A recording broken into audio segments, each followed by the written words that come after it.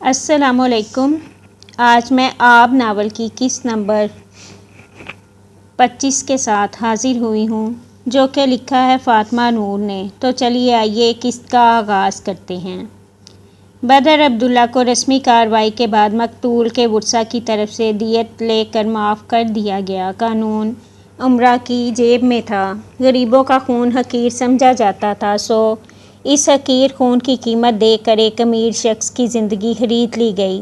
اس نے جیل سے چھوٹنے کے بعد میڈیا سے عدالت کے باہر گفتگو کرتے ہوئے 10% سچ اور 90% جھوٹ ملا کر پاکستان کے لوگوں کو بتایا کہ جمال الدین نے اس پر قاتلانہ حملہ کیا تھا، اسی لیے اسے سیلف ڈیفینس میں یہ قتل کرنا پڑا۔ اس کے باوجود اس کے ورثاء کو دیت کی پیشکش کی اور ان کی طرف سے معافی نامہ ملنے کے بعد بھی وہ جیل سے رہا ہوا ہے، کیونکہ وہ قانون کی بالادستی کو ہر شے سے زیادہ سمجھتا ہے۔ اگر اس جیسے حکومت کے نمائندے عوام کے خدمت گزار ہی قانون توڑیں گے تو عام عوام کو کیا پیغام جائے گا؟ وزارت سنبھالنے کے سوال پر اس نے مسکرا کر صرف سر جھٹک دیا۔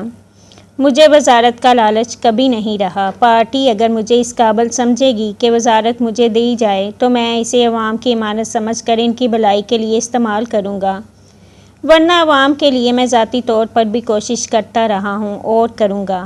سر، محترمہ خولا بلال کے بارے میں کیا کہنا چاہیں گے؟ ان کا نام آپ کے ساتھ جوڑا گیا اور کہا گیا ہے کہ یہ قتل آپ نے ان کے لیے کیا تھا۔ کسی رپورٹر نے سوال کیا تو بدر کی مسکراہٹ تھمی، چہرے پر سنجیدگی آئی۔ میں مخالفین سے اس قدر گھٹیا پروپیگنڈے کی امید توقع نہیں رکھتا تھا۔ ایک قابل احترام خاتون کو صرف میری مخالفت میں ان سب میں گھسیٹنا انتہائی غیر اخلاقی حرکت تھی۔ خولا صاحبہ میری رشتہ دار ہیں اور میں ان کی بہت عزت کرتا ہوں۔ ان کے علاوہ ہمارے درمیان کچھ نہیں ہے جس پر بات کی جائے۔ شکریہ۔ مائکس اور رپورٹرز کے ہجوم کے بیچ سے گزرتے اسے پولیس کی حفاظت میں گاڑی تک لے جایا گیا۔ رپورٹرز پیچھے لپکے، لیکن بدر عبداللہ تک پہنچنا اب مشکل تھا۔ وہ جن سوالوں کے جواب دینا چاہتا تھا دے چکا تھا۔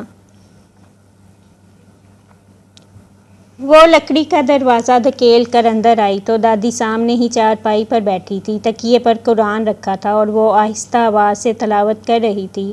خولا دھیمے قدموں سے چلتے ہوئے ان کی چارپائی کے پاس آئی، جوتا نیچے اتارا اور چارپائی پر بیٹھتے اس نے سر دادی کی گود میں رکھا۔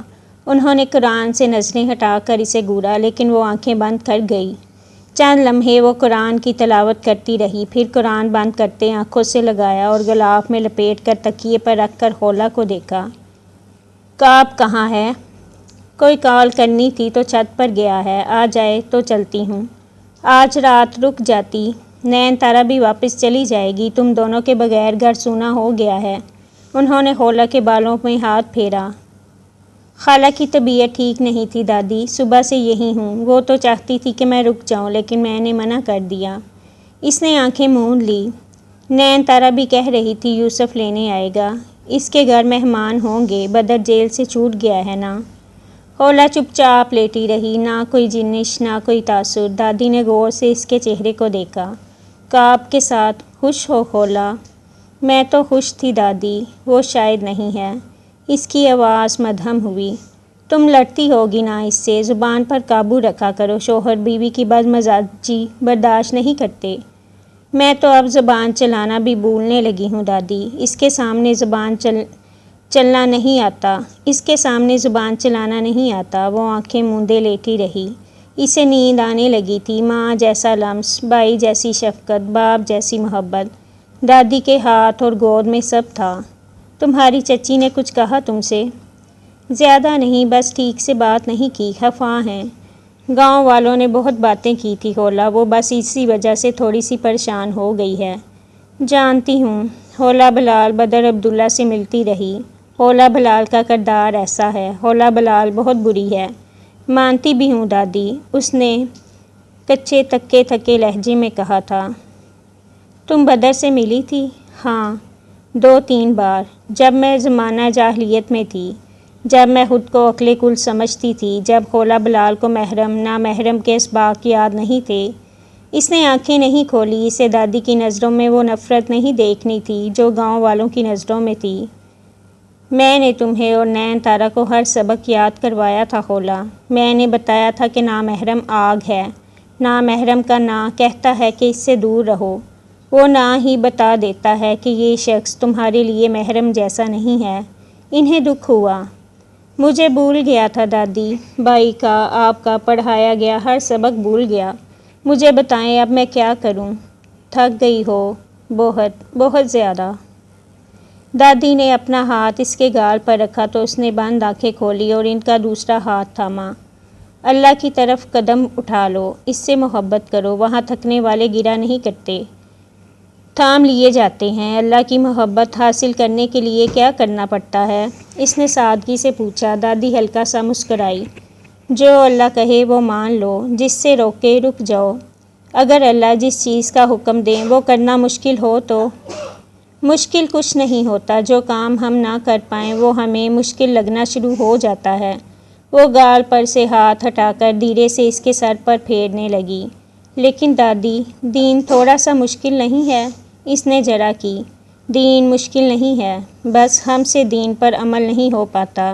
دین مشکل ہوتا تو کانٹا چبھنے پر گناہ معاف نہ کر دیے جاتے۔ خولا نے ان کے ہاتھ میں تھمی تسبیح کو دیکھا، پھر وہ ان کے ہاتھ سے لیتے اس کے دانوں کو دیکھا۔ سفید چمکتے موتی جو 33 تھے۔ وہ شاید تسبیحات فاطمہ پڑھ رہی تھی۔ اس نے بنا کچھ پڑھے ایک دانہ گرایا۔ اگر ہم بہت دور آ جائیں دادی، اتنا کہ ہمیں لگے کہ اب اللہ کی طرف جانے میں بہت محنت کرنی پڑے گی، اگر ہم نے اللہ کو اپنے ہاتھوں سے کھو دیا ہو، پھر ہمیں کیا کرنا چاہیے؟ اللہ کے پاس جانے والا سفر بہت طویل ہے، میں تھک جاؤں گی۔ اس نے دوسرا دانہ گرایا۔ کتنا طویل ہے سفر؟ بہت، اتنا کہ اس سفر سے ڈر رہی ہوں۔ شہر تک کتنا فاصلہ ہے خولا؟ 15 کلومیٹر۔ مسجد تک 40 قدم۔ تجھے 40 قدم زیادہ لگ رہے ہیں۔ خولا نے ایک اور دانہ گرایا۔ اس بار وہ کہیں تسبیح میں جانے کی بجائے دل پر جا لگا۔ میں نے حدیں توڑی ہیں دادی، توبہ کی، توبہ۔ اس بار اس سے دانہ نہیں گرایا گیا، اس بار وہ اپنی نظروں سے گری۔ دادی کی گود سے سر اٹھاتے وہ ان کے سامنے بیٹھی، گھٹنے کھڑے کر لیے، سر گھٹنوں پر رکھا، نظریں جھکا لی۔ وہ سیاہ رنگ اوڑھے ہوئے تھی، چہرے پر تھکن تھی۔ خولا بلال تھک گئی تھی۔ دادی چپ چاپ خولا کو دیکھتی رہی۔ میں نے نہیں کی، میں نے انسان سے معافی مانگی، اللہ سے نہیں مانگ سکی۔ میں نے خود سے وعدہ کیا، اللہ سے نہیں کر سکی۔ کیوں؟ کیونکہ میں شرمندہ تھی۔ اس نے جھکی نظریں اٹھائیں، آنکھیں نم تھیں۔ میں اللہ سے شرمندہ تھی، میں ہر کسی سے شرمندہ تھی۔ دل توڑے ہیں؟ ایک نہیں، کئی۔ وقت کو پیچھے لے جانے کا کوئی طریقہ ہوتا دادی تو میں وقت کو پیچھے لے جاتی۔ مجھے وحشت ہوتی ہے، مجھے برا لگتا ہے، مجھے گھٹن ہوتی ہے۔ ایک راز بتاتی ہوں خولا۔ انہوں نے وہ تسبیح خولا کے ہاتھ سے لی، اس کا ہاتھ خالی رہ گیا۔ کسی روز تہجد کی نماز پڑھنا، کسی روز اللہ سے بات کرنا۔ تمہارے سوالوں کے جواب مجھ سے نہیں دیے جا رہے، اللہ دے گا۔ وہ اٹھ رہی تھی، گھٹنوں پر ہاتھ رکھتے پاؤں نیچے رکھا۔ خولا ان کے جانے کے بعد کتنی ہی دیر اپنے ہاتھوں کو دیکھتی رہی، پھر وہ آہستہ سے اٹھی۔ چارپائی کے سامنے ڈریسنگ ٹیبل تھا۔ جانے چچا نے کب رکھوائی تھی؟ وہ اٹھ کر آئینے کے سامنے آئی۔ سیاہ رنگ کی لمبی قمیض پر سیاہ ٹراؤزر تھا، دوپٹہ سینے پر پھیلایا تھا، بال جوڑے میں بندھے تھے، ناک کی لونگ چمک رہی تھی۔ اس کی رنگت صاف تھی، چہرے پر کوئی داغ نہیں تھا، وہ قدیم زمانے کی کسی شہزادی جیسی لگتی تھی۔ اپنے ہاتھوں کو اٹھائے اس نے خالی ہاتھ دیکھے، لمبی انگلیوں والے سفید خوبصورت ہاتھ۔ اس نے اکثر سنا تھا کہ وہ خوبصورت تھی، اس نے اکثر سنا تھا کہ وہ نین تارا سے زیادہ خوبصورت تھی۔ وہ اور نین تارا ساتھ کھڑی ہوتی تو سب کی نظر اس پر ہوتی، اسے دیکھ کر رک کر دیکھا جاتا۔ اور اب وہاں کھڑے خولا بلال کو احساس ہوا، نصیب عورت کا خوبصورت ہونا نہیں دیکھتا۔ بادشاہوں کی بیٹیاں کچے مکانوں کی مکین بن جاتی ہیں اور کچے مکانوں کی باسی لڑکیاں محلوں کی مکین بن جاتی ہیں۔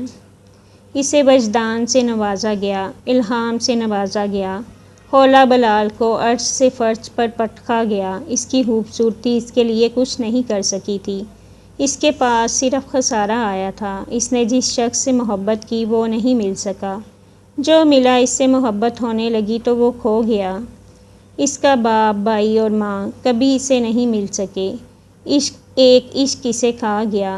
حولا بلال کی 22 سالہ زندگی میں 2200 خسارے تھے۔ اس نے چاہا کاش وہ چچی جیسی ہوتی، یا اپنی ماں جیسی، یا نین تارا جیسی۔ وہ سب عام شکل و صورت کی تھی لیکن خوش تھی۔ اسے حسن سے نوازا گیا تھا اور یہ حسن اسے گہنا لگا گیا تھا۔ سفید جوگر سے نیچے پڑا پتھر دور پھینکتے اس نے ایک ہاتھ جیب میں ڈال لیا، دوسرے ہاتھ سے موبائل کو پکڑ رکھا تھا جو کان پر تھا۔ گھنٹی جا رہی تھی اور دوسری طرف سے کال نہیں اٹھائی گئی تھی۔ ہیلو۔ بالآخر اسپیکر کے پار سے کسی کی نیند میں ڈوبی آواز سنائی دی۔ شام کے 4 بج رہے ہیں۔ بتانے کا شکریہ، اللہ حافظ۔ تم نے کال کاٹی تو میں وہاں آ کر تمہارا گلا کاٹ دوں گا، وہ سختی سے بولا تو حسیب کی نیند اڑ گئی۔ اس نے 100 بار اس وقت کو کوسا جب کعب سے اس کی دوستی ہوئی تھی۔ پوری رات بیزی تھا، ابھی سو رہا تھا یار۔ وہ جمائی لینے کے بیچ بولا، جا کر منہ دھو کر آؤ، نیند اڑ گئی ہے میری۔ جا کر منہ دھو کر آؤ تاکہ ان لعنتوں کی پھٹکار صاف ہو جائے جو میں نے کل سے تمہیں بھیجی تھی۔ وہ تپ کر بولا، ایک نظر سیڑھیوں پر ڈالی، کوئی نہیں آ رہا تھا۔ فکر نہ کرو، میرا ایڈریس نہ ملنے پر وہ تمہاری طرف واپس پلٹ آئی ہوگی۔ حسیب چمک کر بولا، وقت مت ضائع کرو میرا، جو کام بولا تھا وہ ہو گیا۔ وہ اکتایا، کون سے پیسے دیتے ہو مجھے جو یوں حکم چلا رہے ہو؟ اکاؤنٹ چیک کرو اپنا، خون پسینے کی کمائی سے کل ہی 10,000 بھیجے ہیں، ایک شرٹ بھی نہیں آتی ان پیسوں سے۔ حسیب، اچھا۔ اس نے بیزاری سے بات کاٹی، پھر کچھ سنجیدہ ہوا۔ ویڈیو اور معلومات بھیج دی تھی بدر عبداللہ کو، جہاں زیب چودھری پر بھی نظر رکھی ہوئی ہے۔ وہ فی الحال اپنے فارم ہاؤس پر بدر عبداللہ کی رہائی کا سوگ منا رہا ہے، اور بدر عبداللہ، وہ خاموش ہے۔ طوفان سے پہلے ہمیشہ خاموشی ہی ہوتی ہے۔ 2-3 دنوں تک ہمیں جہاں زیب چودھری کے جنازے کا اعلان جامع مسجد میں سنائی دے گا۔ اوہوں حسیب، بدر جہاں زیب چودھری کو نہیں مارے گا۔ جیب میں ہاتھ ڈالے اس نے سر اٹھا کر آسمان کو دیکھا، چہرہ پرسوچ لگتا تھا۔ کیوں؟ حسیب ٹھٹکا۔ وہ جہاں زیب چودھری کو مارے گا نہیں حسیب، اسے سیاست آتی ہے، اس کا دماغ تیز ہے، وہ شاطر ہے اور چالاک بھی۔ وہ جانتا ہے کہ جہاں زیب چودھری کو مارنا اسے فائدہ نہیں دے گا، دشمنی اپنی جگہ، لیکن وہ اسے مارے گا نہیں۔ تعریف وہ جو دشمن بھی کرے، حسیب گنگنایا۔ کعب کے چہرے پر بدمزگی پھیلی۔ تم طنز بھی کہہ سکتے تھے۔ میں تعریف اور طنز میں فرق سمجھتا ہوں۔ ویسے جہاں زیب چودھری سے تمہاری کیا دشمنی ہے؟ میری کیا دشمنی ہوگی؟ تم جہاں زیب چودھری کو چھوڑو اور خاقان پر بھی نظر رکھو، وہ اب خاموش نہیں بیٹھے گا۔ اس نے بات بدل دی۔ خاقان سے یاد آیا، تمہیں ایک بات بتانی تھی، وہ پراسرار لہجے میں بولا تو کعب سیدھا ہوا۔ کیا؟ بدر اپنے چچا کے اکاؤنٹس وغیرہ چیک کروا رہا ہے، ظاہر ہے اسے علم ہو جائے گا کہ وہ اور جہاں زیب چودھری ملے ہوئے تھے۔ یہ ہونا ہی تھا، اس کا سب سے پہلا شک خاقان پر ہی جاتا۔ ارے نہیں، وہ خاقان کے پرسنل اکاؤنٹس چیک کروا رہا ہے، اس کے دوستوں کی معلومات بھی۔ اس بار کعب کچھ چونکا، آنکھیں سکڑی۔ یہ کیا کرنا چاہ رہا ہے؟ کچھ ایسا جو تباہی لائے گا۔ تم ایسا کرو، نظر رکھو خاقان پر بھی اور بدر پر بھی۔ میرے کچھ اور کانٹیکٹس ہیں، میں بدر سے پہلے خاقان کی معلومات نکلوانے کی کوشش کرتا ہوں۔ اگر کعب، وہ کرنٹ کھا کر پلٹا۔ پیچھے سیڑھیوں پر نین تارا کھڑی تھی۔ بعد میں بات کرتا ہوں تم سے، موبائل کان سے لگاتے اس نے حسیب سے کہا، پھر کال کاٹ دی۔ نین تارا اب چل کر اس کے سامنے آن کھڑی تھی۔ خیریت؟ اس نے جانچتی نظروں سے نین تارا کو دیکھا۔ کیا اس نے کچھ سن لیا تھا؟ حولا ٹھیک ہے؟ وہ متذبذب لگ رہی تھی۔ اسے کیا ہونا ہے؟ وہ ہنوز نین تارا کو غور سے دیکھ رہا تھا، چہرہ اب کسی بھی قسم کے تاثر سے خالی تھا۔ وہ چپ سی ہے، مجھے لگا تم نے اس سے کچھ کہا ہے۔ میں کیا کہوں گا اس سے؟ عدالت میں تم نے بدر اور خولا کے بارے میں پوچھا تھا۔ دیکھو، میں نے سب سچ صرف اس لیے بتایا تھا تاکہ تم خولا کو غلط نہ سمجھو۔ اس سب میں اس کا کوئی قصور نہیں ہے، وہ واقعی تم سے مخلص ہے۔ وہ تیزی سے بولی تو کعب کے شانے ڈھیلے ہوئے۔ میں نے خولا سے اس بارے میں بات نہیں کی نین تارا، وہ نہیں جانتی کہ میں سب جانتا ہوں۔ اس نے تسلی دی، لیکن نین تارا کو تسلی نہیں ہوئی۔ تم اس سے ناراض تو نہیں ہو؟ میں کیوں اس سے ناراض ہوں گا؟ وہ ہلکا سا مسکرایا۔ میرا مطلب ہے کہ اس نے بدر سے انتقام لینے کے لیے تم سے شادی کی، یہ جان کر تمہیں برا نہیں لگا؟ اس نے جھجک کر کعب کو دیکھا تو اس کے چہرے پر کچھ دکھ سا آیا۔ نیسنا آدمی۔ ظاہر ہے مجھے کچھ نہ کچھ برا لگا، لیکن اس کا یہ مطلب تو نہیں ہے کہ میں خولا سے اس بات پر لڑائی کروں گا۔ تم دونوں کے بیچ واقعی سب ٹھیک ہے نا؟ وہ اب بھی پریشان تھی۔ بالکل، سب ٹھیک ہے، ہم خوش ہیں۔ تم خولا سے اس بات کا ذکر مت کرنا کہ میں سب جانتا ہوں۔ وہ خواہ مخواہ گلٹ کا شکار ہوگی اور میں نہیں چاہتا وہ گلٹی ہو۔ نین تارا نے سر ہلا دیا۔ کعب کتنا اچھا تھا، اسے کوئی سازش نہیں آتی تھی، سادہ اور پیارا، اسے اچھا لگا۔ وہ واقعی تم سے مخلص ہے کعب۔ جانتا ہوں، مجھے اپنی بیوی پر یقین ہے۔ نین تارا مسکرائی۔ ایک آخری نظر کعب پر ڈالتے وہ سیڑھیوں کی طرف بڑھ گئی۔ خولا یقیناً کسی اور وجہ سے پریشان تھی۔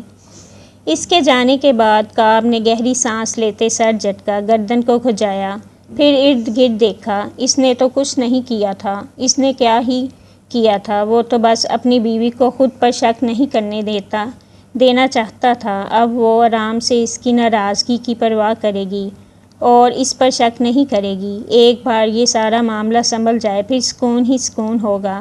اس کے علاوہ وہ چاہتا ہی کیا تھا؟ اور کیا ہی کیا تھا اس نے؟ بیچارہ کعب، کتنا اچھا تھا نا؟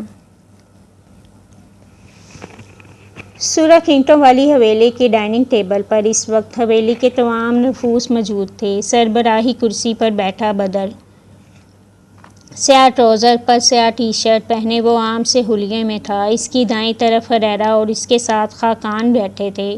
بائیں طرف یوسف اور اس کے ساتھ نین تارا بیٹھی تھی۔ حسینہ اور مسکان خاقان اور نین تارا کے ساتھ آمنے سامنے بیٹھی تھی۔ تم حاشر کو ساتھ لے کر گئے تھے نا؟ موبائل سے کچھ دیکھتے بدر نے ہریرا کو مخاطب کیا تو وہ سر ہلا گیا۔ جی، آپ کا حکم تھا، نہ کیسے کرتا؟ وہ کچھ تھکا سا لگتا تھا، آنکھیں رچگے کا شکار محسوس ہوتی تھی۔ ان معاملات میں تھوڑی دلچسپی لو ہریرا، بزنس اور زمینیں تمہیں ہی سنبھالنی ہیں۔ کانٹے کی مدد سے آملیٹ اٹھاتے اس نے منہ میں ڈالا۔ وہ یوں تھا گویا پچھلے چند دن زندگی میں آئے ہی نہیں تھے۔ بدر عبداللہ واپس آ چکا تھا۔ اس کی بات پر یوسف کا چہرہ پھیکا پڑا تھا۔ نین تارا نے بدر سے نظر ہٹا کر یوسف کو دیکھا۔ اسے برا لگا تھا۔ مجھے دلچسپی نہیں ہے ان سب میں بھائی، مجھے کچھ کہنا تھا۔ کیا آپ سب لوگ سن سکتے ہیں؟ حسینہ کے کھنکارنے پر بیک وقت سب کی نظریں ان کی طرف مڑی تو انہوں نے ہاتھ میں تھاما گلاس میز پر رکھا۔ اقبال بھائی سے چند دن پہلے میری ملاقات ہوئی تھی، وہ لوگ ہمارے گھر آنا چاہ رہے ہیں۔ مسکان کا چہرہ یکدم زرد پڑا، نظر میز پر گئی۔ اقبال کون؟ موبائل پر کوئی میسج دیکھتے بدر نے سرسری سا پوچھا۔ میری بہن کے دیور ہیں، وزارت خزانہ میں ہوتے ہیں۔ وہی جنہیں کرپشن کے الزام میں معطل کر دیا گیا تھا۔ وہ ہنوز موبائل دیکھ رہا تھا۔ حسینہ نے ضبط سے اسے دیکھا۔ کرپشن کے الزام میں معطل ہونا قتل کے الزام میں جیل جانے سے بہتر ہے، خاقان نے اسے دیکھتے ناگواری سے کہا۔ ٹھیک کہہ رہے ہیں، بہرحال وہ یہاں کیوں آنا چاہتے ہیں؟ اسے گویا فرق نہیں پڑا تھا۔ حسینہ نے خراب ہوتا موڈ بہتر کرنا چاہا۔ ان کا بیٹا امریکہ میں کسی سرکاری پوسٹ پر ہے، مسکان کے لیے اپنے بیٹے کا ہاتھ مانگنا چاہ رہے ہیں۔ مسکان کا ہاتھ میز کو کھرچتا رہا، آنکھوں میں نمی سی ابھری۔ بدر نے کوئی میسج بھیجتے نظر اٹھا کر مسکان کو دیکھا، پھر ہریرا کو جو مسکان کو ہی دیکھ رہا تھا۔ مسکان راضی ہے تو بلا لیں، وہ کل آنا چاہ رہے ہیں، اگر تم گھر پر ہو تو بلا لیتے ہیں۔ کوشش کروں گا، لیکن ممکن ہے میں نہ آ سکوں۔ اس کے موبائل پر کال آ رہی تھی۔ مزید گفتگو روک کر اس نے کال اٹھائی۔ دوسری طرف کچھ کہا گیا، وہ چند لمحے سنتا رہا۔ بہت افسوس ہوا، بتانے کا شکریہ۔ اس نے کال کاٹ دی، چہرے پر نام کا افسوس بھی نہیں تھا۔ کال کاٹ کر اس نے نیپکن سے ہونٹ تھپ تھپائے، پھر اٹھ کر حاضرین کو دیکھا۔ جہاں زیب چودھری کا کل رات بہت شدید ایکسیڈنٹ ہوا ہے۔ ڈاکٹرز نے کہا ہے کہ وہ اب کبھی چل نہیں پائے گا۔ خبر پڑھنے والے انداز میں اطلاع دیتے اس نے موبائل اٹھایا۔ کسی کو اس خبر سے فرق نہیں پڑا تھا سوائے خاقان کے، جن کا چہرہ زرد ہوا تھا۔ ایکسیڈنٹ؟ کیسے؟ وہ بامشکل بول سکے۔ بدر نے نظر اٹھائی۔ ہو جاتے ہیں ایکسیڈنٹ چچا، بے دھیانی میں ہو ہی جاتے ہیں۔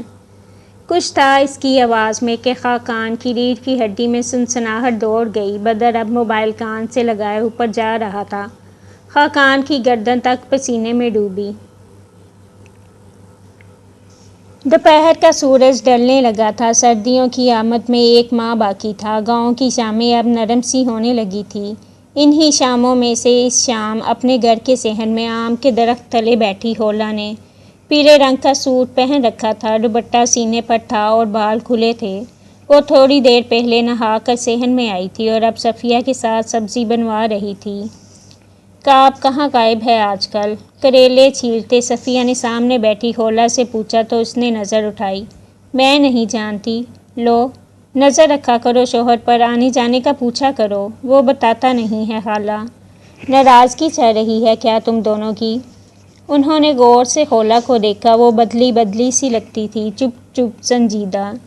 نہیں، وہ کیوں ناراض ہوگا مجھ سے؟ ہاں، وہ کیوں ناراض ہوگا تم سے؟ انہوں نے سر ہلایا۔ تم سے تو ناراض نہیں ہو سکتا، بڑی محبت کرتا ہے تم سے۔ صفیہ کا خیال تھا اس بات پر ہولا شرمائے گی، لیکن وہ چپ چاپ سبزی کاٹتی رہی۔ انہوں نے دوبارہ بات شروع کی۔ جب تم پیدا ہوئی تھی تو 5 سال کا تھا یا 6 کا تھا؟ تب شیدے کی فصل کو آگ لگی تھی۔ ہاں، 6 کا تھا شاید۔ انہیں حساب بھولنے لگا لیکن پھر سر جھٹک دیا۔ ہم ہسپتال گئے تو ٹکٹکی باندھے تمہیں دیکھ رہا تھا۔ میں نے اسی دن سوچ لیا تھا تمہیں اپنے کعب کی دلہن بناؤں گی۔ خدا کی کرنی تھی کہ تمہاری ماں کی زندگی مختصر رہی، ورنہ بچپن ہی سے بات طے کر دیتی تم دونوں کی۔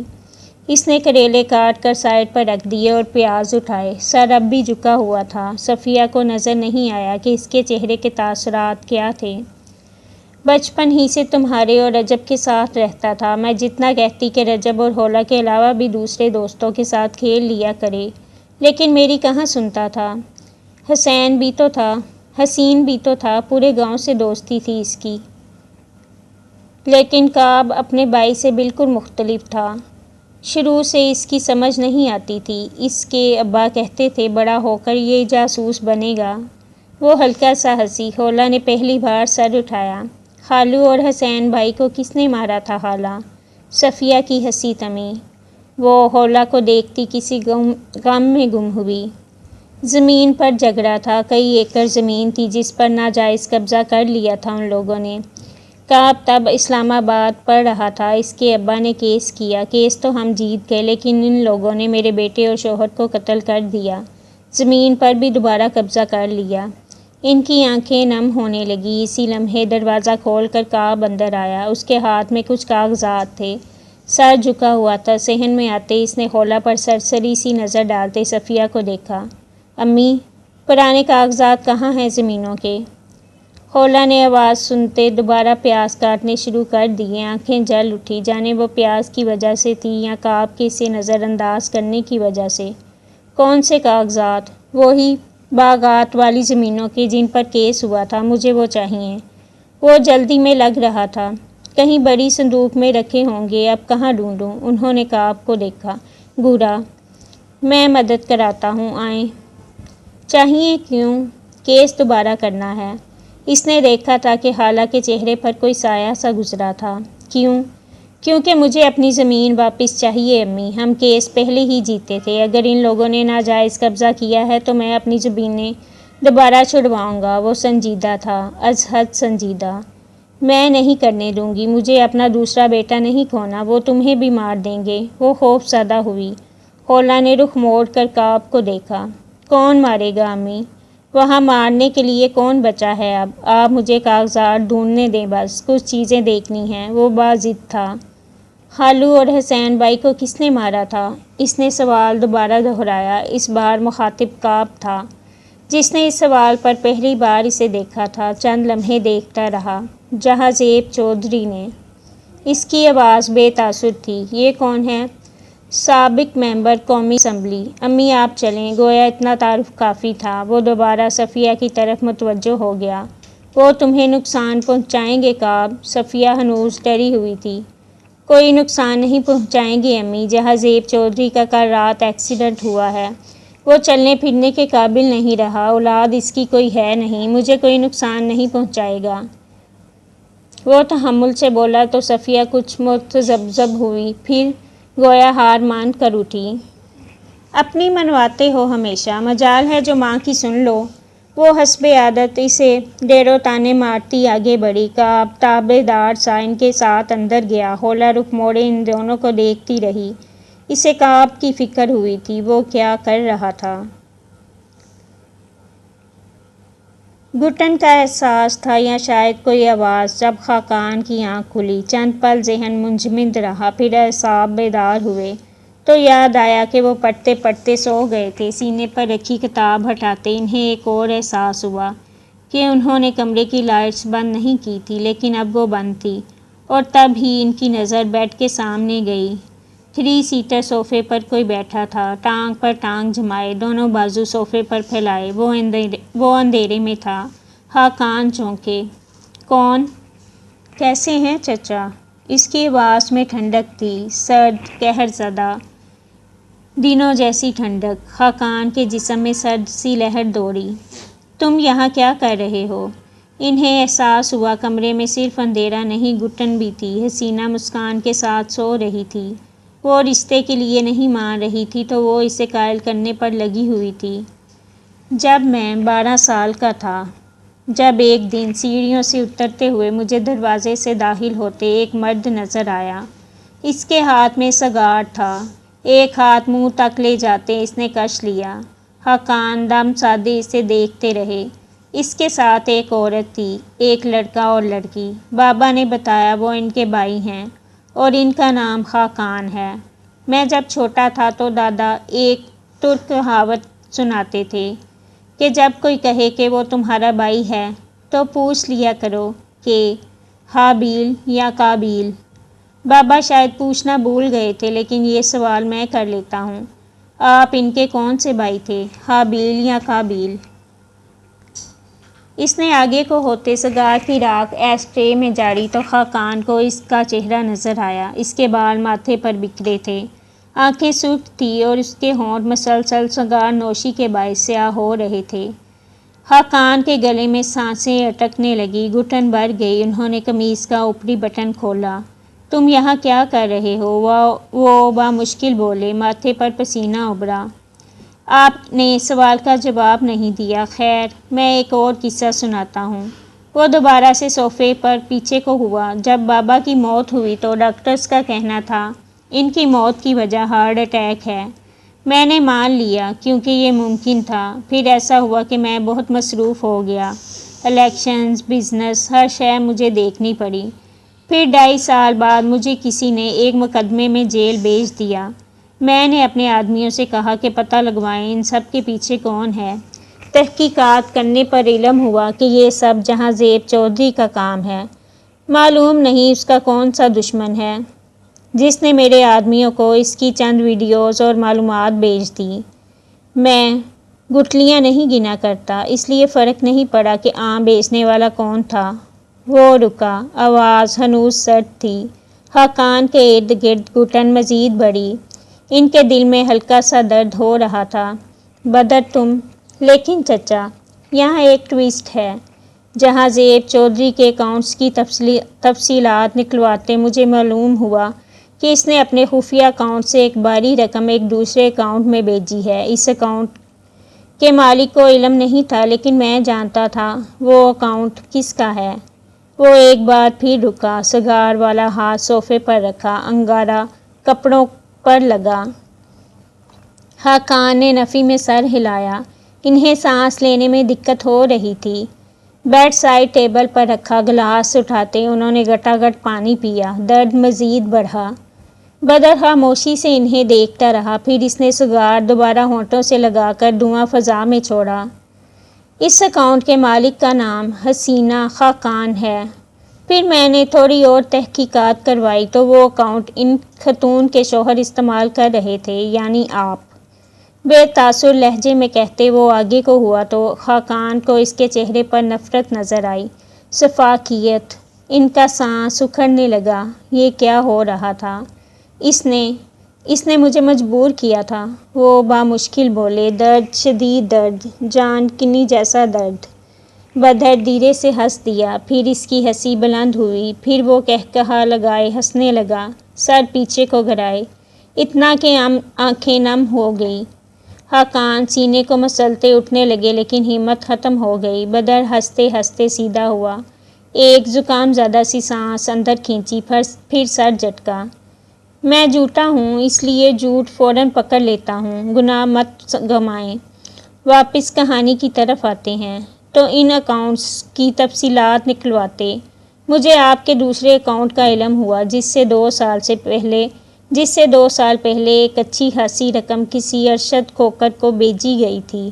یہ شخص کسی کیمیکل بنانے والی کمپنی کا ملازم ہے، اور ایک خاص بات جو مجھے علم ہوئی کہ یہ لوگ ایسی دوائیاں بھی بنا سکتے ہیں کہ اگر کسی کو وہ دی جائیں تو وہ ایسی موت مرتا ہے کہ سب کو لگتا ہے کہ یہ طبی موت تھی۔ مثلاً اس نے ہاتھ تھوڑی پر رکھ کر کھجایا، مثلاً ہارٹ اٹیک۔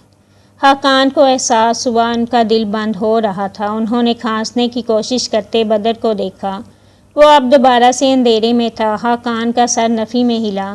بدر، میں نے کچھ نہیں کیا۔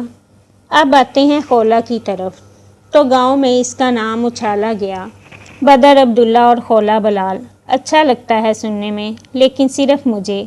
آپ کو خولا کی پسند کا دھیان بھی رکھنا چاہیے تھا چچا۔ اسے اچھا نہیں لگا میرا نام اس کے ساتھ جوڑا گیا، اور کیونکہ اسے اچھا نہیں لگا تو مجھے بھی نہیں لگا، اور مجھے اچھا نہیں لگا تو آپ کو ایسا نہیں کرنا چاہیے تھا۔ وہ ملازمہ، کیا نام تھا اس کا؟ وہ اس حویلی میں دوبارہ نظر نہیں آئے گی۔ اس کی سزا میں اسے دے چکا ہوں، اور اب آپ کی سزا کا وقت ہے۔ اس نے سگار لبوں پر رکھا، گہرا کش لیا اور دھواں فضا میں خارج کرتے سر صوفے پر رکھا۔ چہرے پر درد چھا گیا۔ خاقان اب سینہ مسل رہے تھے، ان کے اندر اٹھنے کی سخت نہیں تھی۔ وہ میرا باپ تھا، میں انہیں پسند نہیں کرتا تھا، لیکن وہ میرا باپ تھا۔ آپ کسی کے باپ کو کیسے مار سکتے ہیں؟ کیسے چچا؟ وہ چھت کو دیکھتے دکھ سے بولا۔ خاقان نے نفی میں سر ہلایا۔ ہریرا کو بلاؤ۔ وہ میری پسند تھی، محبت، عشق۔ آپ کو اسے رسوا نہیں کرنا چاہیے تھا۔ اس نے گویا خاقان کو نہیں سنا تھا، وہ اب بھی چھت کو دیکھتا دکھ سے بول رہا تھا۔ ہریرا، وہ نہیں سنے گا، اس تک آپ کی آواز نہیں جائے گی، آپ کی آواز صرف میں سنوں گا۔ وہ تمہیں معاف نہیں۔ آواز اٹک گئی، درد گلے تک آن پہنچا تھا، جسم سے جان نکلتے گلے تک آ گئی تھی۔ مجھے اس کی معافی چاہیے بھی نہیں، اسے کبھی علم نہیں ہوگا۔ ہارٹ اٹیک سے جو لوگ مرے ان کی موت پر شک نہیں کیا جاتا۔ ہماری گفتگو کی طرف واپس آتے ہیں۔ صوفے پر بیٹھے، ٹانگ موڑ کر پاؤں گھٹنوں پر رکھے، وہ سر پیچھے کی طرف گرائے ہوئے تھا۔ اس کے سامنے ایک مرد مر رہا تھا اور اسے پرواہ نہیں تھی۔ وہ میری 31 سالہ زندگی کی واحد خوشی تھی، اسے مجھ سے چھین لیا گیا، پھر کوئی مجھ سے فراخ دلی کی توقع کیسے کر سکتا ہے؟ اس نے رخ موڑا۔ خاقان کا چہرہ سفید پڑ رہا تھا، آنکھیں ابھر رہی تھی۔ بدر کو افسوس ہوا، آپ کو میرے ساتھ یہ سب نہیں کرنا چاہیے تھا۔ میں بہت ظالم ہوں، مجھے رحم کرنا نہیں آتا۔ آپ کو سمجھنا چاہیے تھا کہ جس دن مجھے علم ہوا کہ خولا کی رسوائی، میرے جیل جانے اور میرے باپ کی موت کے پیچھے آپ کا ہاتھ تھا، اس دن میں آپ کو بھی ویسی ہی موت دوں گا جیسی آپ نے میرے باپ کو دی تھی۔ خاقان کو سنائی نہیں دیا، وہ وحشت زدہ تھے، آنکھیں پھٹ رہی تھی، ہاتھ سینے پر تھا۔ ہریرا، آواز اٹک گئی، جسم بے جان ہو گیا۔ ان کا ہاتھ نیچے گرا، سانس بند ہو گئی۔ بدر کو دیکھتی آنکھیں اسی پر جم گئی۔ میں دشمنوں کو معاف نہیں کیا کرتا، نہ آپ کو کروں گا، نہ یوسف، نہ کعب، اور نہ جہاں زیب چودھری کو۔ بدر عبداللہ معاف نہیں کیا کرتا، وہ سزا دیتا ہے۔ وہ راگ جاڑتا صوفے سے اٹھا، چند لمحے رک کر سامنے پڑی لاش کو دیکھا۔ انا للہ و انا الیہ راجعون۔ محروم بہت برے انسان تھے، اللہ جہنم میں اعلیٰ مقام عطا فرمائے۔ افسوس سے دونوں ہاتھ چہرے پر پھیرتے وہ دھیمے قدموں سے دروازے کی طرف بڑھا۔ دروازہ کھولتے اسے احتیاط سے بند کیا، پھر انہی دھیمے قدموں سے وہ سیڑھیاں اترتا دکھائی دیا، لان سے اندرونی دروازے کی طرف۔ وہاں سے وہ صحن کی طرف آیا تو قدم رکے۔ یوسف موبائل کان سے لگائے صحن میں ٹہل رہا تھا۔ بدر نے ہاتھ میں تھمی گن آہستہ سے اوپر اٹھائی، اس کا ہاتھ کانپ رہا تھا۔ تمہیں یہ نہیں کرنا چاہیے تھا یوسف، تمہیں اپنے بھائی کے ساتھ یہ نہیں کرنا چاہیے تھا، وہ آہستہ سے بولا۔ ہاتھ میں مزید کپکپاہٹ اتری، اس نے ٹریگر پر ہاتھ رکھا جب کانوں میں کوئی آواز گونجی۔ بھائیوں کو معاف کر دیا کرتے ہیں بدر، لیکن اس نے میرے جوتے بنا اجازت اٹھائے ہیں امی۔ خفا لگتا 12 سالہ لڑکا اور نرم چہرے والی کوئی عورت۔ جو تمہارا ہے وہ اس کا ہے، نہیں جو میرا ہے وہ صرف میرا ہے، وہ کسی اور کا نہیں ہے۔ خاتون ہنس دی، پھر اسے پکڑ کر اپنے سامنے کیا۔ بھائی کسی نہیں ہوتا، بھائی صرف بھائی ہوتا ہے، اسے معاف کر دیا کرتے ہیں کیونکہ بھائی کی جگہ کوئی نہیں لے سکتا۔ اس کا ہاتھ نیچے آن گرا، کپکپاہٹ لبوں تک منتقل ہوئی، آنکھوں میں نمی سی ابھری۔ کاش آپ نہ مرتی امی، کاش آپ نہ مرتی۔ وہ آہستہ سے بڑبڑایا، پھر انہی دھیمے قدموں سے اندر کی طرف بڑھا۔ اس کے جسم پر تھکن تھی لیکن وہ چل رہا تھا۔ خاقان کے مرنے کی خبر حویلی والوں کو صبح ملی تھی۔ جب ہریرہ انہیں بلہانے ان کے کمرے میں گیا، دستک دینے پر دروازہ نہیں کھلا تو وہ چھمبے سے اندر داخل ہوا اور اس کے جسم پر موت اتار دی گئی۔ سامنے بیڈ پر مردہ وجود اس کے باپ کا تھا۔ وہ کئی لمحے ساکت کھڑا رہ گیا، پھر آہستہ سے ان کے بیڈ کے پاس گیا، کانپتے ہاتھ سے ان کے کندھے کو چھوا۔ کوئی جنش نہیں ہوئی۔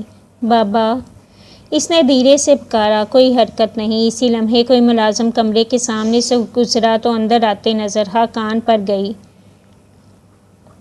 وہ بکلایا، پھر فوراً باہر بھاگا۔ بابا، یوں جیسے کوئی چھوٹا بچہ اپنے باپ کو پکارتا ہے، یوں جیسے باپ ناراض ہو اور محبت سے پکارا جائے تو وہ مان جائے گا۔ ہریرہ نے نم ہوتی آنکھوں سے اپنا دوسرا ہاتھ ان کے کندھے پر رکھا۔ اٹھیں، صبح ہو گئی ہے۔ خاقان کے وجود میں کوئی جنش نہیں ہوئی۔ کمرے کے کھلے دروازے سے بکھلائے ہوئے یوسف اور نین تارا داخل ہوئے۔ مسکان اور حسینہ پیچھے تھے۔ حسینہ کا چہرہ سفید پڑا، مسکان کا وجود لڑکھڑایا۔ نین تارا نے فوراً آگے بڑھ کر اسے تھاما۔ ہریرہ اب بھی خاقان کو اٹھانے کی کوشش کر رہا تھا۔ یوسف ششدر سا اس کی طرف گیا۔ ہریرہ نے نظر اٹھائی۔ منظر دھندلا گیا۔ یوسف، ان کو اٹھاؤ۔ اس کی آواز کانپ گئی۔ یوسف نے اسے پیچھے کرتے خاقان کی نبض دیکھی، پھر دل کی دھڑکن سننے کی کوشش کی۔ سب ساکت تھا، خاموش۔ وہ زرد چہرے سے پیچھے کو ہوا۔ اسی لمحے دروازے سے بدر اندر داخل ہوا۔ منظر کو دیکھتے حیرانی سے یوسف کو دیکھا۔ ان کی دھڑکن نہیں چل رہی، وہ مر چکے ہیں۔ ہریرہ نفی میں سر ہلاتے آگے کو ہوا۔ خاقان کو سیدھا کرتے اس نے ان کے چہرے پر ہاتھ رکھا۔ اس کا چہرہ مردہ ہو رہا تھا۔ بابا، آنکھیں کھولیں۔ یوسف، کسی کو بلاؤ، پلیز انہیں اٹھاؤ۔ وہ حواس باختہ لگتا تھا۔ پیچھے حسینہ چیخیں مار کر رو رہی تھی۔ بدر انہیں دیکھتا آگے کو ہوا۔ یوسف ہریرہ کے پاس سے ہٹ گیا۔ وہ جانتا تھا اگر ہریرہ کو کوئی سنبھال سکتا ہے تو وہ بدر ہے۔ ہریرہ، اس نے ہریرہ کے ساتھ کھڑے ہوتے اسے کوہنی سے پکڑ کر پیچھے کیا۔ لہجے میں دنیا جہان کی نرمی تھی۔ بابا، وہ مردہ ہوتا چیخا۔ آنکھیں آنسوؤں سے بھر گئی۔ بدر نے اسے کوہنی سے پکڑ کر کھینچا، پھر گلے لگاتے اس کی پیٹھ تھپکی۔ وہ بچوں کی طرح رو رہا تھا۔ سب ٹھیک ہے ہریرہ، چپ بچے۔ اس کی پیٹھ تھپکتے تسلی دیتے اس پل بھر کو بس ایک لمحے کو افسوس ہوا، ہریرہ کے لیے، صرف ہریرہ کے لیے۔ وہ کیسے جا سکتے ہیں، وہ کیسے جا سکتے ہیں بھائی۔ وہ اونچا اونچا رو رہا تھا۔ بدر خاموشی سے اسے گلے لگائے کھڑا رہا۔ یوسف کو اشارہ کیا تو وہ سمجھتا باہر چلا گیا، اسے علاقے میں اطلاع دینی تھی۔ پیچھے کھڑے خاقان کے گھر والوں پر قیامت ٹوٹ پڑی تھی۔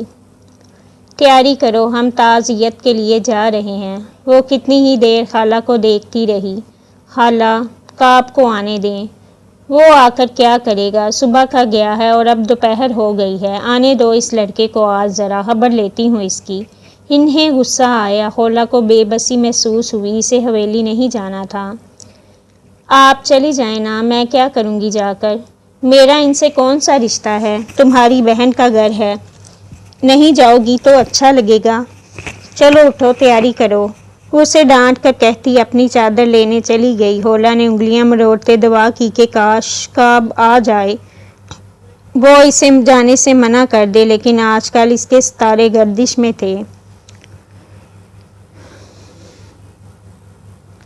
حویلی کے صحن سے اندر داخل ہوتے اسے ہر طرف ہجوم نظر آیا، لوگ اور باکثرت لوگ۔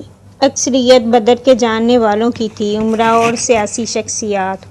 وہ دونوں صحن کی پکی روش سے ہوتے اندر داخل ہوئی تو اسی لمحے بدر سیڑھیوں سے اترتا دکھائی دیا۔ سفید شلوار قمیص پہنے اس نے بازو موڑ رکھے تھے، چہرے پر کوئی تاثر نہیں تھا۔ خولہ کو اندر آتے دیکھ قدم لمحے بھر کو تھمے، لیکن پھر وہ سیڑھیاں اترتا نیچے بڑھ گیا۔ اس نے پرسکون سانس لیا۔ بدر شاید یہ مان گیا تھا کہ وہ اب اس کی نہیں ہو سکتی۔ اچھا تھا کہ وہ مان گیا تھا۔ اس کی یہ خام خیالی جل ٹوٹی۔ مسکان سے مل کر حسینہ سے اظہار افسوس کرتے وہ نین تارا کے ساتھ کسی کام سے اوپر گئی تو واپسی پر راہداری میں اسے دیوار سے ٹیک لگائے وہ نظر آیا، وہی جسے وقت کا سلطان کہا جاتا ہے۔ خوش آمدید خولہ، اچھا لگا تمہیں دیکھ کر، اس نے سر کو خم دیتے اداب محبت بجا لایا۔ خولہ کو یکدم کسی عجیب سے احساس نے گھیرا۔ نین تارا نے اس کے تھکے اور بے زار تاثرات دیکھے، قدم آگے بڑھائے تو وہ درمیان میں آن ٹھہرا۔ میں نے یہاں سے جانے کی اجازت نہیں دی لڑکی، خولہ کی ساس باہر انتظار کر رہی ہیں، انہیں واپس جانا ہے۔ خولہ کا شوہر بھی باہر انتظار کر رہا ہے اور وہ واپس تب جائے گا جب میں چاہوں گا۔ وہ رکا، اگر میں چاہوں؟ کیا مسئلہ ہے تمہارے ساتھ؟ وہ شاید واقعی تھک گئی تھی، آواز میں نہ کوئی قہر تھا نہ گونج، بس تھکن تھی۔ میں اپنے مسئلے بتانے میں ہی دلچسپی رکھتا ہوں۔ نین تارا، تم جا سکتی ہو، مجھے ایک ملاقات تمہاری بہن سے اکیلے میں کرنی ہے۔ اس نے خولہ پر سے نظر ہٹا کر نین تارا کو دیکھا۔ دیکھیں، یہاں مہمان ہیں، سب کیا سوچیں گے؟ نین تارا متذبذب تھی اور خولہ چپ۔ پھر اپنے مہمانوں کو نیچے روک کر رکھو، مجھے نہیں ملنا تم سے، چلو نین۔ اس نے نین تارا کا ہاتھ پکڑا۔ کعب گیٹ پر کھڑا ہے، اس کے دائیں طرف ایک لڑکا ہے جس کی شال میں پستول ہے اور نشانہ کعب کا سینہ ہے۔ وہ سر سا بولا تو خولہ کے قدم رک گئے، جسم سے جیسے جان نکلی تھی۔ وہ جھٹکے سے بدر کی طرف مڑی۔ نین تارا کا چہرہ زرد ہوا۔ اسے ہاتھ بھی مت لگانا، وہ گھبرائی۔ بدر ہنس دیا۔ تمہیں لگتا ہے تم دمکاؤ گی اور میں ڈر جاؤں گا؟ کیا چاہتے ہو؟ ایک ملاقات۔ وہ اسے غصے سے گھورتی رہی، پھر نین تارا کی طرف مڑی۔ خالہ سے کہو میرے سر میں درد ہے تو میں تمہارے کمرے میں سو رہی ہوں۔ خولہ، وہ متذبذب تھی۔ بات مانو نین تارا، خولہ کی بات مانو۔ وہ خولہ کو دیکھتا بولا تو نین تارا اسے دیکھتی رہی، پھر وہ خولہ کو وہیں چھوڑتی مڑی۔ خولہ بلال نے اس بار توجہ اس شخص پر کی جو ابھی ابھی اپنے چچا کو دفنا کر آیا تھا، اور اب وہ جانتی تھی کہ وہ کچھ کہے گا اور خولہ بلال کو دفن کر دے گا۔ سن رہی ہوں، اس کی آواز سرخ اینٹوں والی حویلی کی راہداریوں میں گونجی۔ راہداریوں کی دیواروں پر مشلیں لٹکی تھیں جو صرف سجاوٹ کے لیے لگائی گئی تھی۔ ان میں سے ایک مشل پر قصہ گو آن بیٹھا۔ اس نے اپنا قلم نکالا اور سنہری صفحات کھول لیے۔ ملاقات انجام طے کرنے والی تھی، وہ جانتا تھا۔ میں بنا وقت ضائع کیے سیدھا مدعے پر آتا ہوں۔ اس نے ہاتھ پشت پر باندھے، نظر بادشاہ کی بیٹی پر جمائی۔ جب میں جیل سے نکلا تھا تو سب سے پہلے میں نے ایک آدمی کو کال کی اور اس سے پوچھا کہ کیا وہ میرے لیے ایک قتل کر سکتا ہے۔ اس نے کہا وہ 10 قتل بھی کر دے گا، میں صرف نام سامنے رکھوں۔ میں نے لوگوں کی وفاداریاں خریدی ہوئی ہیں خولہ، کام کی بات کرو۔ وہ ضبط سے اسے دیکھ رہی تھی۔ بدر مسکرایا۔ وہی کر رہا ہوں۔ تو اب بات یہ ہے کہ تمہارے شوہر کا قتل وہ واحد قتل ہے جو میں بنا کسی ہچکچاہٹ کے کروں گا۔ مجھے حیرت ہے وہ اب تک زندہ کیسے رہا۔ قصہ گو نے سنہری صفحات پر سے نظر ہٹائی۔ اس نے وقت کے سلطان کو دیکھا جو اپنی سلطنت چھوڑے شہزادی کی چاہ میں اجنبی ملک میں رہ رہا تھا۔ کیا وہ نہیں جانتا تھا کہ جس شخص کو بادشاہ نے اپنی بیٹی سونپی تھی اسے مہربان فقیر کی دعا میں اثر ہے۔ افسوس وقت کے سلطان پر، تم مارنے یا بچانے والے نہیں ہو، جو ہے اس کے قہر سے ڈرو بدر۔ میں اللہ سے بہت ڈرتا ہوں خولا، یقین کرو مجھے اللہ سے بہت ڈر لگتا ہے، لیکن کیا تم نے بنی اسرائیل کے اس قاتل کا قصہ سنا ہے جس نے 100 قتل کیے تھے اور اسے معاف کر دیا گیا تھا؟ میری امی نے سنایا تھا۔ میں نے تو 100 قتل بھی نہیں کیے، چند ہی کیے ہیں، مجھے بھی معاف کیا جا سکتا ہے۔ ان میں سے ایک میرا بھائی بھی تھا۔ وہ زہر خند سا بولی۔ بدر کے چہرے پر کچھ غم سا آیا۔ اگر مجھے علم ہوتا کہ مستقبل میں مجھے خولا بلال سے عشق ہو جائے گا تو میں ایسا کبھی نہ ہوتا خولا۔ لوگ کہتے ہیں عورت کسی مرد کو بدل نہیں سکتی، میں یہ بات بھی غلط ثابت کر دیتا۔ میرا وقت مت ضائع کرو، مدعے پر آؤ۔ ضرور ملکہ۔ اس نے سر کو خم دیا۔ تو گفتگو کی طرف واپس آتے ہیں۔ میں کعب کو مار سکتا ہوں لیکن نہیں ماروں گا۔ میں اس کو ایسی موت دے سکتا ہوں کہ تمہیں اس کا جنازہ پڑھنے کے لیے اس کی ہڈیاں بھی نہیں ملیں گی، لیکن اگر تم چاہو تو میں ایسا نہیں کروں گا۔ میں چاہتی ہوں تم ایسا نہ کرو۔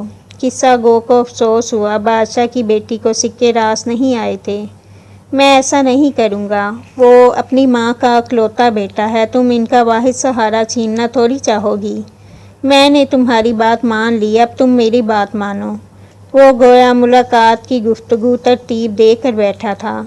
وہ جانتی تھی وہ کیا مانگے گا۔ وہ ایک موت سے بچا کر اسے دوسری موت کے چناؤ کا کہہ رہا تھا۔ میں اسے نہیں چھوڑ سکتی بدر۔ اس کی آواز ہلکی سی برآ گئی، بہت ہلکی سی، جیسے اس نے منت کی تھی کہ وہ یہ شرط نہ رکھے، وہ یہ نہ کہے۔ بدر عبداللہ کے دل کا حال اس کے چہرے پر سمٹ آیا۔ وہ جس عورت پر دل ہارا تھا، اس نے محبت کے لیے کسی اور کو منتخب کر لیا تھا۔ اسے یک طرفہ محبت کا عذاب نوازا گیا، اس عذاب میں وہ جل کر راکھ ہوا۔ میرا کیا خولا، تم صرف اپنے دل کا کیوں دیکھ رہی ہو، میری محبت کا کیا؟ اسے افسوس ہوا، اپنے غم پر اسے افسوس ہوا۔ تم محبت کرتے ہو تو مجھے چھوڑ دو، مجھ پر یہ احسان کر دو بدر۔ خولا بلال کو بھول جاؤ، وہ مرنے کا بھی ایک ادا سے کہتے ہیں۔ غم دل تجھے مبارک ہو۔ وہ کرب سے ہنسا، پھر گردن سیدھی کی۔ مجھے منظور نہیں ہے، ایک تمہارے لیے مجھے کوئی اگر مگر منظور نہیں ہے۔ اسے چھوڑ دو خولا، باخدا میرا دل جلتا ہے جب وہ تمہیں دیکھتا ہے۔ وہ میرا شوہر ہے، اس نے یاد دلانا چاہا۔ بدر عبداللہ کو یاد آ گیا۔ وہ ایک بار پھر اذیت سے دوچار ہوا۔ میں اسے مار دوں گا خولا۔ تم مذاق سمجھ رہی ہو تو میں سنجیدہ ہوں۔ اسے چھوڑ دو تاکہ میں بھی اسے چھوڑ دوں۔ خولا بلال نے اعتراف کیا کہ اس سے بدر عبداللہ جیسی محبت کوئی نہیں کر سکتا تھا، لیکن وہ کہنا چاہتی تھی کہ وہ اب عشق کے بعد ضد بن گئی تھی۔ مجھے حاصل کر کے کیا کرو گے بدر؟ میں تم سے محبت نہیں کرتی۔ ہو جائے گی۔ اس نے ضبط کیا۔ قصہ گو کو سلطان سے شکوہ ہوا، اسے بادشاہ کی بیٹی کو قید نہیں کرنا چاہیے تھا۔ نہ ہوئی تو نفرت کر لینا، سہ لوگے۔ سہ رہا ہوں۔ مر جاؤ گے؟ مر رہا ہوں۔ خدا کرے۔ اس نے بد دعا دی۔ وہ زیر لب کرب سے مسکرایا۔ آمین۔ دل سے۔ قصہ گو نے شہزادی کے لباس میں وہ پوٹلی ڈھونڈنا چاہی جہاں وہ زہر بری نفرت رکھتی تھی۔ دعا کرو خولا، تم واقعی دعا کرو کہ اگر تم مجھے نہ ملی تو میں مر جاؤں۔ میں دل سے آمین کہتا ہوں۔ خولا بلال کو سحر سے آزاد کر دیا گیا تھا۔ اس نے کرب سے آنکھیں بند کی، کعب کا چہرہ یاد کیا۔ وہ مانتی تھی کہ اس نے کعب عباس پر ظلم کیا تھا۔ اس نے آنکھیں کھول دی۔ میں اسے چھوڑ دوں گی۔ اس نے دل کے واویلے نظر انداز کیے۔ دل کے نخروں نے اسے بہت خوار کیا تھا۔ میں اسے نہیں ماروں گا۔ اس کے چہرے پر جیت کے رنگ آن سمائے۔ قصہ گو نے کتاب بند کر دی۔ اسے داستان سے دلچسپی نہیں رہی تھی۔ شہزادی نے غلط کیا تھا۔ محاذ اپنی حفاظت کرنا جانتا تھا۔ اسے قربانی دینے کی ضرورت نہیں تھی۔ تم اسے کچھ نہیں کرو گے۔ میں کعب سے طلاق لے لوں گی، لیکن یاد رکھنا بدر، تمہیں صرف ایک جسم ملے گا۔ میں دل کسی اور کو دے چکی ہوں۔ بدر کے دل میں کئی درد جاگزین ہوئے۔ مجھے دل سے ہی تو غرض تھی ہولا۔ وہ تھکن جو ہولا کے لہجے میں تھی اس کے دل میں آن بسی۔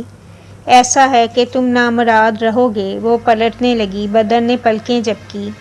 درد کے ساتھ اسے اس لمحے کچھ اور بھی محسوس ہوا۔ وہ راہداری سے مڑ رہی تھی۔ ہولا، وہ بے اختیار پکار بیٹھا۔ وہ بااختیار سی رک گئی۔ میں بدل جاؤں گا ہولا، تم مل جاؤ تو میں سب چھوڑ دوں گا، بس تم مل جاؤ۔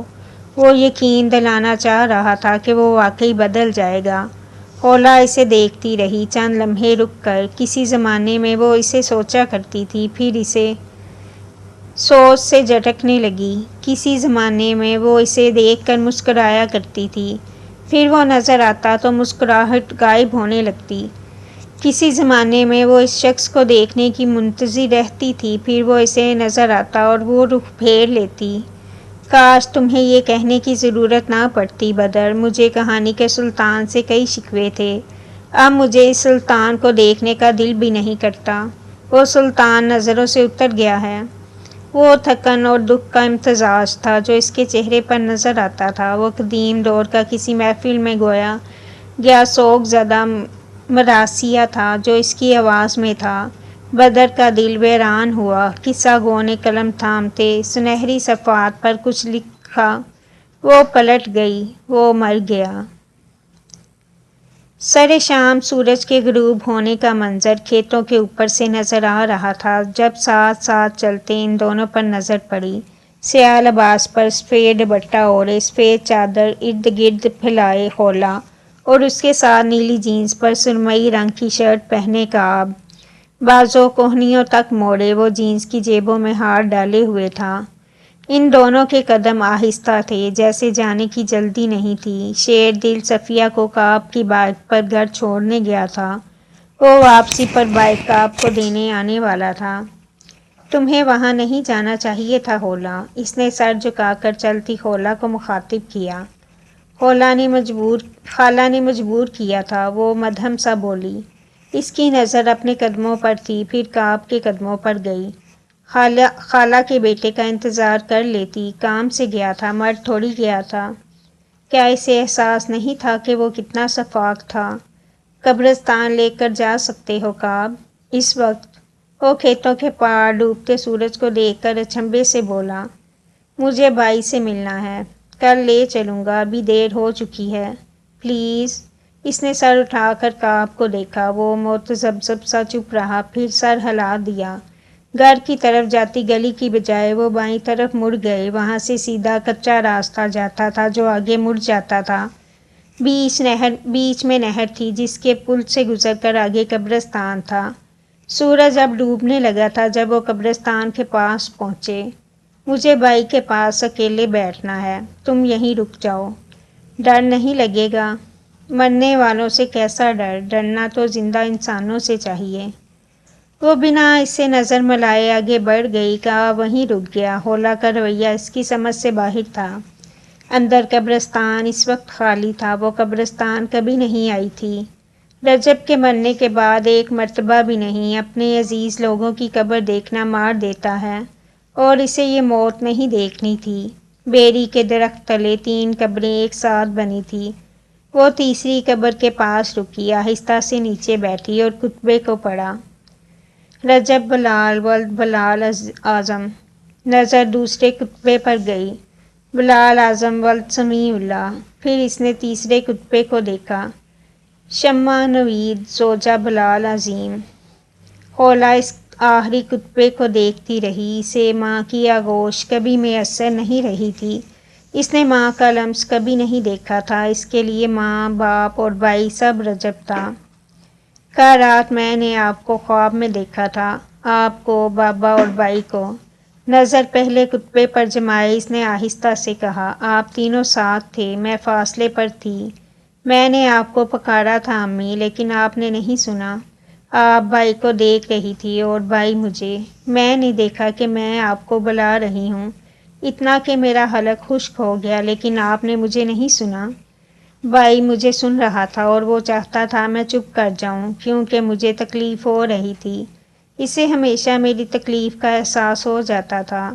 اس کی آنکھوں سے آنسو نکل کر رجب کی قبر پر گرا، نظر واپس پلٹ آئی، نم آنکھیں رجب کی قبر پر جم گئی۔ میں تکلیف میں ہوں بائی، میں بہت زیادہ تکلیف میں ہوں، جیسے کسی کے دل کا ایک حصہ کٹ رہا ہو، جیسے کسی کے دل کے ایک حصے میں بہت درد ہو، جیسے روح کے ایک حصے میں بہت درد ہو، ویسا درد، جیسا لگتا ہے کہ اس درد سے مر جائیں گے لیکن ہم مرتے نہیں ہیں، ویسا درد۔ مجھے بہت درد ہو رہا ہے۔ اس کے آنسو تیز ہوئے، لبوں سے ہچکی نکلی۔ آپ تھے تو سب اچھا تھا، آپ ماں باپ جیسے تھے، اور ماں باپ زندہ ہوں تو زندگی آسان ہوتی ہے، ماں باپ مر جائیں تو زندگی قفس بن جاتی ہے۔ مجھے اس قفس سے آزادی چاہیے بائی، میں تھک گئی ہوں، ہولا بہت تھک گئی ہے بائی۔ اس نے سر رجب کی قبر پر رکھا، وہ نم تھی، شاید گورکن جاتے ہوئے پانی ڈال کر گیا تھا۔ سب میری وجہ سے خراب ہو رہا ہے، سب کچھ۔ میں مر جاؤں گی تو بدر کعب کو نہیں مارے گا، میں مر جاؤں گی تو کعب مجھے معاف کر دے گا، میں مر جاؤں گی تو چچا چچی کی بدنامی ختم ہو جائے گی۔ میرے دل میں بہت درد ہو رہا ہے، اللہ سے دعا کریں یہ درد میری جان لے لے۔ میں مایوسی کے اس درجے پہ ہوں جب مجھے مرنا زندہ رہنے سے زیادہ آسان لگ رہا ہے۔ اس کے جسم میں درد کی لہر اتری، آنکھیں بند ہونے لگی، اذیت اور شدید اذیت۔ میں آپ سے شکایت کرنے آئی ہوں، آپ کا دوست بہت برا ہے، وہ کیسے میری محبت کو انتقام کہہ گیا۔ ہاں میں غلط تھی، میں اسے الزام دیتی رہی، لیکن میں بے وقوف تھی بائی۔ وہ کیسے؟ اس کی آواز کٹ گئی، دھندلائی ہوئی نظر سامنے گئی، کوئی مرد تیزی سے اس کی طرف آ رہا تھا۔ وہ مجھے بہت عزیز ہے۔ اس کی آواز کٹ رہی تھی، سر درد سے پھٹنے کو ہوا۔ موت زندگی سے زیادہ آسان لگتی ہے۔ اس کی آنکھوں کے سامنے اندھیرا چھانے لگا، دل کا درد بڑھنے لگا۔ اسی لمحے اسے اپنی طرف آتے مرد کے ساتھ کوئی اور نظر آیا، سفید لباس والا مرد۔ ہولا! کسی نے قبر پر رکھے اس کے چہرے کو اٹھایا، دونوں ہاتھوں میں اس کا چہرہ تھاما۔ اس کی آنکھیں بند ہونے لگی، پیچھے کھڑا مرد نفی میں سر ہلا رہا تھا۔ بائی! ہولا! مت کرو، آنکھیں کھولو، وہ گھبرا رہا تھا۔ ہولا نے آنکھیں کھولنا چاہی، پلکیں جھپکی۔ دھندلا سا چہرہ، وہ اس کا چہرہ تپتپا رہا تھا، سیاہ آنکھیں جن میں ڈر تھا۔ کعب! اس کے لب پھڑپھڑائے، وہ کعب تھا۔ وہ شاید رو رہا تھا، شاید وہ کچھ کہہ رہا تھا۔ اس کی نظر پیچھے گئی، وہ مرد اب دور ہو رہا تھا، بہت دور۔ اس کا درد بڑھتا گیا، آنکھوں کے آگے اندھیرا چھا گیا۔ وہ وہیں بیٹھے بیٹھے کعب کی گود میں گری۔ قصہ گو نے آسمان پر پرواز کرتے محافظ اور شہزادی کو دیکھا۔ اسے اس منظر پر افسوس ہوا۔ اس نے صفحات نکالے اور جملے میں ترمیم کرنا چاہی۔ وہ باقی رہا، وہ مر گئی۔ ہوا تیز تھی، قصہ گو نے غلطی کی، سنہری صفحات پھڑپھڑائے، قلم نیچے گرا، صفحات بکھر گئے۔ مہمانوں سے مل کر وہ رات کو فارغ ہوا تو شدید تھک چکا تھا۔ کئی دن کی بے آرامی کے بعد اسے یقین تھا کہ آج اسے سکون کی نیند آئے گی۔ ایک ہولا بلال مل گئی تھی تو ساری دنیا مل گئی تھی۔ سیڑھیوں سے اپنے کمرے کی طرف جاتے ہوئے اسے دائیں طرف خاقان کے کمرے کی لائٹس جلی ہوئی نظر آئی تو کچھ اچنبھے سے وہ اس طرف گیا۔ دروازہ کھولتے قدم اندر رکھے تو نظر صوفے کے ساتھ ٹیک لگا کر بیٹھے حریرہ پر گئی۔ سرمئی شلوار قمیض پہنے، وہ اس کے گھنگریالے بال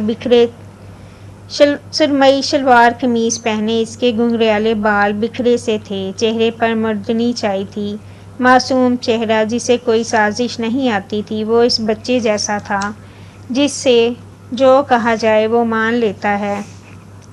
وہ آنکھیں موندے سر صوفے پر رکھے ہوئے تھا، بدر چند لمحے رک کر اسے دیکھتا رہا، پھر آہستہ سے قدم اس کی طرف بڑھائے۔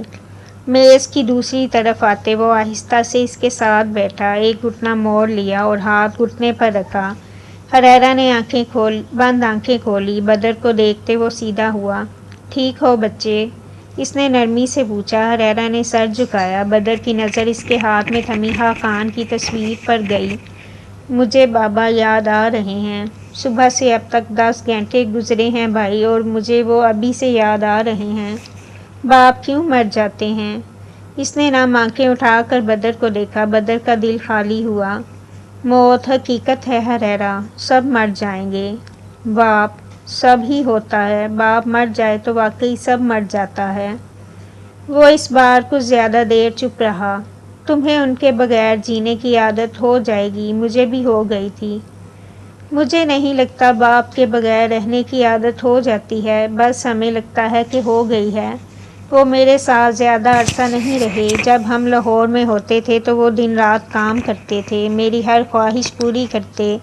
وہ امی کے ساتھ جیسے بھی تھے مجھ سے محبت کرتے تھے۔ میں ان کی تمام تر غلطیوں کے باوجود بھی ان سے نفرت نہیں کر ہی نہیں سکا۔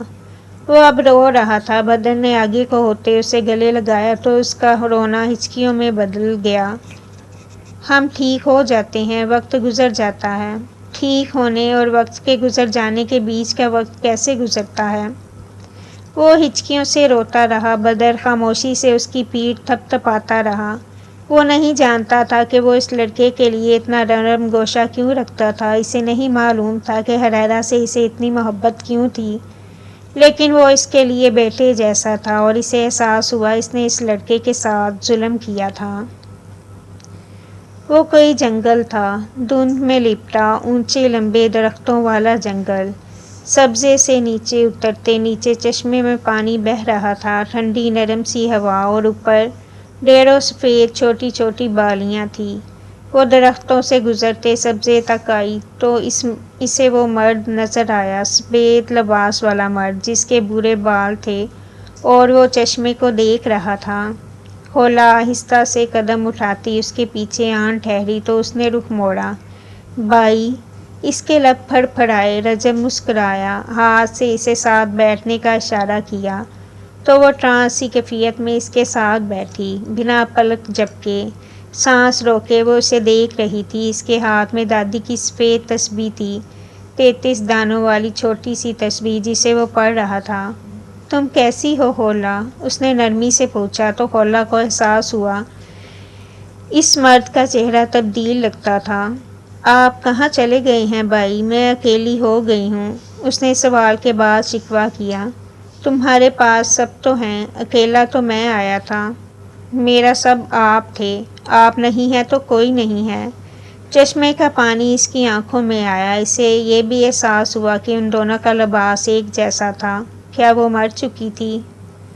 میں تو تھا خولا، صرف میرا وجود وہاں سے چلا گیا تھا۔ میری آواز، میرا سامان، میرے سبق، میری سیکھ، سب وہیں چھوڑ گیا تھا۔ مجھے کچھ نہیں چاہیے، کچھ یاد نہیں، بس آپ واپس چاہیے۔ امی ابو بھی نہیں، بس آپ واپس آ جائیں۔ وہ رونا چاہتی تھی لیکن آنسو نہیں نکل رہے تھے۔ رجب نے دوسرا دانہ گرایا۔ وہ کچھ پڑھ رہا تھا۔ میں واپس نہیں آ سکتا خولا، ایک جملے میں کوئی کیسے روح کھینچ سکتا ہے؟ خولا بلال کی کھینچی گئی۔ ایسا مت کہیں، میری بات سنو خولا، میں واپس نہیں آؤں گا، لیکن میں وہیں ہوں۔ مجھے زندہ رکھنا، میرے سبق یاد رکھنا، میرا مقصد یاد رکھنا، میرا انتقام یاد رکھنا۔ اسے گویا خولا بلال کے غم سے غرض نہیں تھی۔ خولا بلال کو صرف اپنا غم نظر آیا۔ میں وہاں نہیں رہنا چاہتی بھائی، میں وہاں سے تھک گئی ہوں۔ میں وہاں کسی کو خوش نہیں کر پا رہی، کوئی مجھ سے خوش نہیں ہو رہا۔ مجھے ساتھ لے چلیں امی کے پاس، مجھے ان کی گود میں سر رکھ کر سونا ہے۔ وہ نفی میں سر ہلا رہی تھی، اس کا سفید لباس ہوا سے پھڑ پھڑا رہا تھا۔ واپس جاؤ خولا، مجھے زندہ رکھنا، جو سبق میں نے سکھائے تھے انہیں یاد رکھنا، انتقام یاد رکھنا، لیکن ظالم مت بننا۔ وہ آہستہ سے اٹھا۔ خولا نے نفی میں سر ہلایا۔ وہ اٹھنا چاہتی تھی لیکن اس کے آس پاس بہت دھند آ گئی تھی۔ مت جائیں، پلیز مت جائیں۔ وہ چیخنا چاہتی تھی لیکن آواز دب گئی۔ مجھے زندہ رکھنا خولا، میرا انتقام لینا۔ دھند میں چلتے وہ کہیں غائب ہو گیا۔